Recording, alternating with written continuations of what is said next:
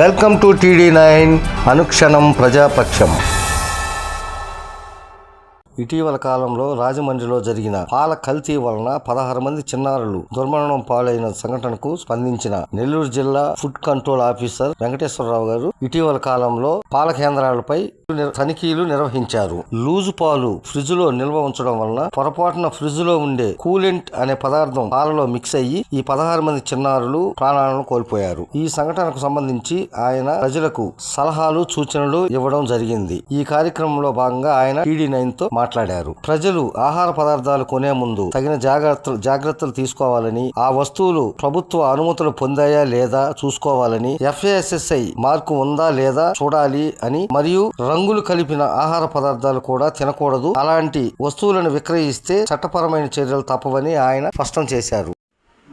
నేను నెల్లూరు జిల్లా assistant food controller and food safety designated officer Venkateswararao, ఆహార భద్రతా కార్యాలయం. ఈ రోజుల్లో కల్తీ గురించి చాలా వార్తలు వింటూ ఉన్నాము. ఈ మధ్యకాలంలో రాజమండ్రిలో కల్తీ పాల ఘటన చాలా దురదృష్టకరం. ఆ విషయంలో ఒక చిన్న పొరపాటు ఇప్పటి వరకు 16 మంది ప్రాణాలను పడుతుంది. ఆ ఫ్రిడ్జ్లో పాలు పోయించడం, ఆ ఫ్రిడ్జ్ పాతదైపోవడం, ఆ ఫ్రిడ్జ్కు ఉన్నటువంటి కూలెంట్, ప్రతి ఫ్రిడ్జ్లో, మన ఇంట్లో ఉన్న ఫ్రిడ్జ్లో కూడా కూలెంట్ ఉంటుందండి. ఆ కూలెంట్ అనేది లీక్ అయ్యి ఈ పాలలో కలవడం, ఈ పాలు అమ్మేటువంటి వ్యక్తి దాన్ని గమనించక, తెలియక వల్ల మనకు తెలిసి కానీ అది ప్రజలకు సప్లై చేయడం, అది తాగినటువంటి వారు ఆసుపత్రికి పాలవడం జరిగింది. ఇవన్నీ కూడా ప్రజలందరూ గమనించే ఉంటారు. ఈ సంఘటన మనకి ఎంతో, అసలు ప్రతి వ్యాపారి కూడా ఎంత జాగ్రత్తగా తన వ్యాపారం నిర్వహించాలి, అదేవిధంగా మనం ఎంత జాగ్రత్తగా ఉండాలి వ్యాపార నిర్వహణలో కానివ్వండి, అట్లాగే ఒక కొనుగోలుదారుడిగా మనం ఎన్ని జాగ్రత్తలు తీసుకోవాలి అనేటువంటి విషయాలు మనందరికీ కూడా తెలియపరుస్తాము. ఇప్పుడు ఆ పాల విషయంలో తీసుకున్నట్లయితే మనం ఈ సంఘటన మనకి ఇట్లాంటి లూజ్ పాలు తీసుకోవడం ఎంతవరకు కరెక్ట్ అనేది మీరు కూడా ఆలోచించాల్సినటువంటి అవసరం ఉంది. చక్కగా ప్యాక్చరైజ్ చేసినటువంటి పాలని స్వీకరించి దానికి ఒక లేబుల్స్, పాల ప్యాకెట్ ఇవన్నీ ఉంటాయి, వాటిని మేము రికమెండ్ చేస్తాం. అట్లాగే మనం కొన్న పాలు అవి ఎప్పుడు కూడా ఫ్రిడ్జ్లో ఉండాలి, రూమ్ టెంపరేచర్లో ఉండకూడదు. కొన్న వెంటనే పాలు ఫ్రిడ్జ్లో పెట్టుకోవాలి. అట్లాగే ఎప్పుడు అవసరమైతే అప్పుడు వేడి చేసుకోవాల్సిన అవసరం ఉంది. అదేవిధంగా ఈ రోజుల్లో మనం దీని మీద మన గవర్నమెంట్ వారి నుంచి వచ్చినటువంటి ఉత్తర్వుల మేరకు మన జిల్లాలో ఉన్నటువంటి పాల సేకరణ కేంద్రాల దగ్గర నుంచి, అదేవిధంగా పాల డైరీల వరకు కూడా అన్నింటినీ కూడా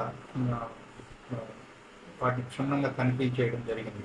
అదేవిధంగా అనేకమైనటువంటి శాంపుల్స్ తీసి ల్యాబొరేటరీకి పంపించడం జరిగింది. అయితే ఈ విషయంలో ప్రజలు ప్యానిక్ అవ్వాల్సినటువంటి అవసరం లేదు. మన జిల్లాలో ఎక్కడా కూడా అటువంటి దురదృష్టమైనటువంటి సంఘటనలు కానీ లేవు. అయితే ఎక్కడైతే కొన్ని పాల సేకరణ కేంద్రాలు ఉన్నాయో వాటికి మేము అక్కడ ఇంప్రూవ్మెంట్ నోటీసెస్, వాటిని ఆ సేకరణ కేంద్రాల్లో ఉన్నటువంటి పరిస్థితులు వాటిని అంచనా వేసి వాటిని ఇంప్రూవ్మెంట్ చేసుకోవాల్సిన నోటీసులు ఇవ్వడం జరిగింది. అదేవిధంగా ఏ విధమైనటువంటి పరిశుభ్రత ప్రమాణాలు పాటించాలి అనేటువంటి విషయాలు కూడా తెలియజేయడం జరిగింది. కాబట్టి ఈ విషయంలో ప్రజలు ఎవరు కూడా భయభ్రాంతులకు గురాల్సిన అవసరం లేదు. సాధ్యమైనంత వరకు కొనేటువంటి పాలల్లో మనం సాధ్యమైనంత వరకు మంచి బ్రాండెడ్ పాలు చూసుకొని కొనుక్కొని చేయడం మంచిదని ఈ సందర్భంగా ప్రజలందరికీ తెలియజేస్తుంది.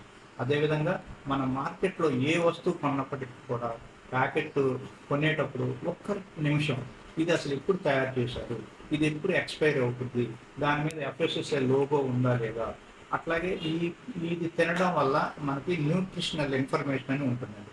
ఆ న్యూట్రిషనల్ ఇన్ఫర్మేషన్ ఏముంది అనేవి ప్రతి వారు కూడా గమనించి వాటి మాత్రమే మనం కొనుగోలు చేయాల్సిన అవసరం ఉంది.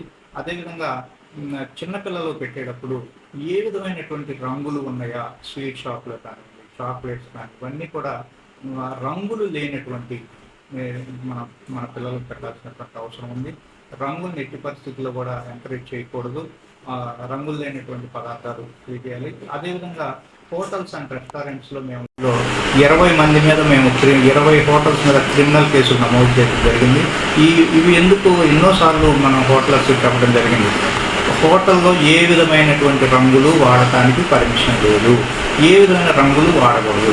మన అమ్మ మనకి చిన్నప్పుడు మనకి వంటలు చేసేటప్పుడు ఏ రంగులు వేసి మనం పెట్టిందండి, న్యాచురల్గా పెట్టాలి.